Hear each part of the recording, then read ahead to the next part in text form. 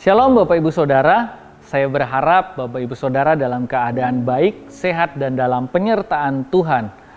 Jumpa lagi dalam Renungan Harian, dan hari ini Renungan Harian kita diambil dari Galatia 6 ayat yang pertama.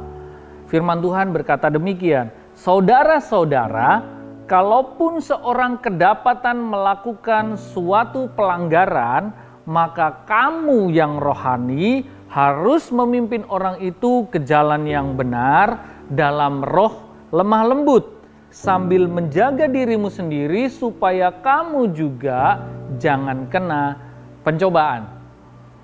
Menarik, ayat ini sangat menarik karena disinilah kita menemukan sebuah kualitas seorang pemimpin bernama Paulus. Dia memberikan sebuah teladan yang luar biasa, yaitu menolong orang yang kedapatan sedang melakukan pelanggaran. Oh iya, Tom Peter berkata bahwa seorang pemimpin yang berhasil ternyata bukan hanya orang-orang yang menciptakan begitu banyak pengikut atau followers, tetapi juga seorang pemimpin yang berhasil ternyata melahirkan pemimpin-pemimpin baru, bukan hanya mengikutinya. Itulah pemimpin yang sukses. Oleh sebab itu, hari ini Paulus memberikan sebuah teladan bahwa dia menjadikan dirinya pemimpin yang akan melahirkan pemimpin-pemimpin baru yang berkualitas seperti dirinya. Kita bisa melihat ada Timotius, ada Titus, ada banyak lagi orang-orang yang dilahirkan Paulus untuk menjadi pemimpin-pemimpin yang berkualitas. Dan ini menarik, kenapa? Karena disinilah Paulus memberikan sebuah teladan lewat ayat ini. Saudara-saudara, kalaupun seorang kedapatan melakukan suatu pelanggaran, maka kamu yang rohani harus memimpin orang itu ke jalan yang benar dengan roh yang lemah lembut. Tentunya kita akan menemukan orang-orang yang lahir baru, orang-orang yang baru mengenal Kristus, dan mereka bertumbuh ke arah Kristus, bertumbuh dalam kedewasaan rohani, dan mereka menghadapi proses.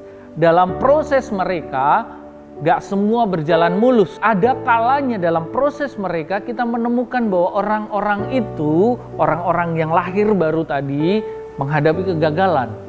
Mungkin melakukan kesalahan. Apa tindakan kita? Nah, ketika membaca ayat ini saya teringat bahwa saya pernah mengalami hal yang seperti ini. Ketika saya melakukan pelanggaran dalam proses pertumbuhan rohani saya ditolong, saya didukung, saya didorong, saya diingatkan apa saja yang salah, dan ketika itu saya cepat untuk pulih, cepat untuk kembali ke jalan yang benar. Kenapa? Karena ada orang-orang yang menolong saya, yang mengingatkan saya, yang mengarahkan saya kembali kepada jalan yang benar. Tetapi di satu waktu saya juga pernah mengalami ketika saya melakukan pelanggaran, ketika saya bersalah, saya bukan ditolong, tetapi saya dihakimi, bahkan diberikan punishment, dan itu sangat menyakitkan. Nah, bagaimana respon seseorang ketika melihat orang yang melakukan pelanggaran? Ternyata itu menjadi penting. Kenapa? Ketika kita meresponi melihat orang yang melakukan pelanggaran lalu kita menghakimi, itu ternyata menyakitkan buat orang itu. Tetapi ketika kita tahu orang itu sedang melakukan pelanggaran dan kita tolong orang itu, ternyata itu mampu mempercepat pemulihan orang itu. Oleh sebab itu menjadi penting di sini. Bukan kita kompromi dengan sebuah pelanggaran, tetapi begini, kita punya hati yang lemah lembut, seperti Yesus yang menerima murid-muridnya, kita juga harus punya hati yang sama.